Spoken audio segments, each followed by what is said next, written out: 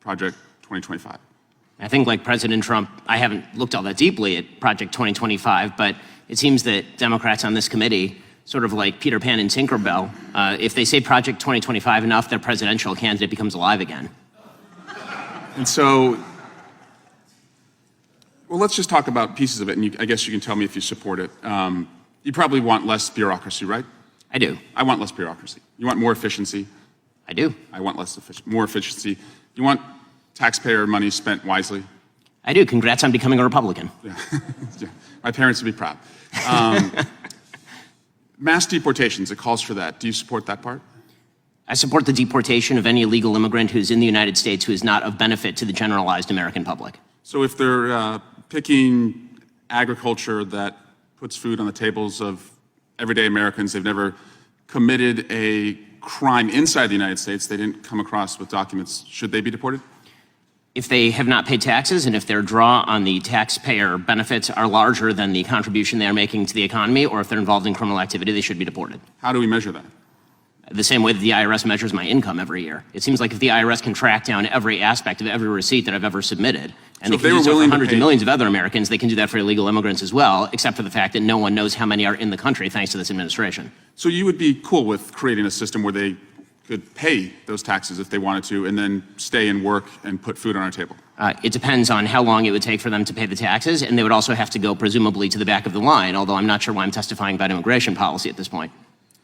How about banning the abortion pill? That's part of Project 2025. Do you support that part? I think that that's a state-by-state issue on a personal level. I'm just asking you. Sure, I'm a fully pro-life person, which means that I'm not in favor of the distribution of the abortion pill. Banning same-sex marriage, what about that part? I am in favor of traditional marriage between a man and a woman, and I'm perfectly fine with anyone having any sort of voluntary sexual arrangement they seek. That's a different thing from whether the government should attach benefits to that personal relationship. But you think it's a sin to have same-sex marriage? I mean, I'm confused. Are you asking me as a religious Jew what I think about biblically? I'm just asking, is it a sin to be gay? Is it a sin to be gay? I mean, how long do we have here? 2 minutes? I mean, if the basic idea is that sexual orientation is up for government regulation, I'm not in favor of the government regulating the private consenting sexual activity of adults. That is a different thing, once again, from whether the government ought to engage in actual benefits for particular sexual arrangements that adults make. But again, just you to me, is it a sin or not? From a religious Jewish perspective, orientation is not a sin, but activity is. That's also the same perspective of most major religions, so far as I'm aware. Okay. And how about cutting Social Security? Do you support that part of 2025?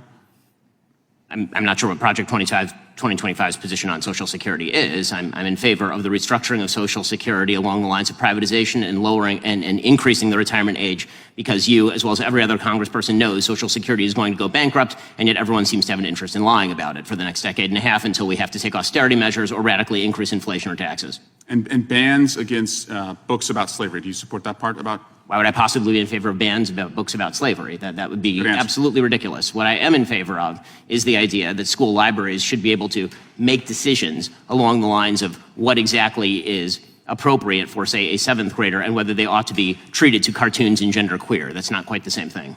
And just because we found some receipts, you did say, I think homosexual activity is a sin. Yes, I'm a religious Jew, sure that's true. There's a genetic component. You found me out. Orientation. But the view of all religious people I know has always been that sexual behavior is something that is up to you. And you said, I may have a desire to sleep with many women, but I do not. I agree with me. Yes, that's true. Congratulations on your, I'm sure it's very hard to restrain yourself. Mr. Chairman, I just want to shift to Alvin Bragg. He was supposed to be here this week, and he's not coming. And Hunter Biden was supposed to testify. Now he's not testifying. We were supposed to have votes on articles of impeachment, and we didn't. And again, we're just wondering, you guys write great press releases, but the payoff seems to never come. And so I guess we will keep waiting, and we'll do hearings like this. And finally, Chairman, you cannot yell fire in a crowded theater, and that's a restriction on speech, as you have recognized before.